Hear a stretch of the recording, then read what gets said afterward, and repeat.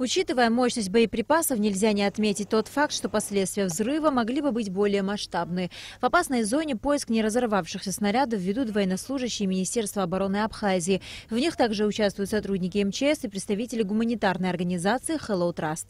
В радиусе этого поражения, там, где более опасно, естественно, у нас стоит охрана. Даже местные жители, они посоветовали, где лучше закрыть тропы и так далее.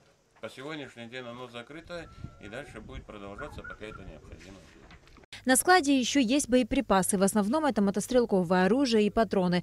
Круглосуточно здесь несут службу военнослужащие, которые вывозят их за пределы бывшего уже склада. Посторонним сюда вход по-прежнему запрещен.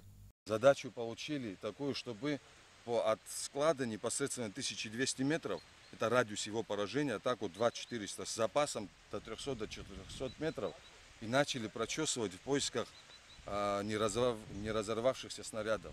И вот данные снаряды, вот мы складируем вдоль дороги, там, где не опасно, И вот вы тоже наблюдаете. Вы уже вывозили эти снаряды? Потихоньку силами Hello Trust и МЧС, вот так вот нам помогают, с нами стоят. И вот вывозили, уже начали работать. А сплошное, процентов 80 с лишним мы уже провели разминирование.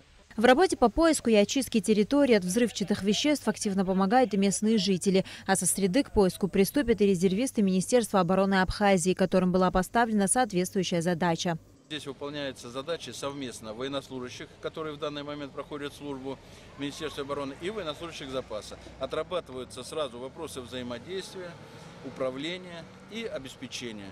То есть идет, будем говорить так, планомерная повседневная деятельность подготовки вооруженных сил и подготовки военнослужащих запаса. Туристическая жизнь здесь, между тем, понемногу налаживается. На сероводородном источнике поправляет свое здоровье большое количество отдыхающих, которые приезжают сюда за уникальными грязевыми ваннами и термальной водой.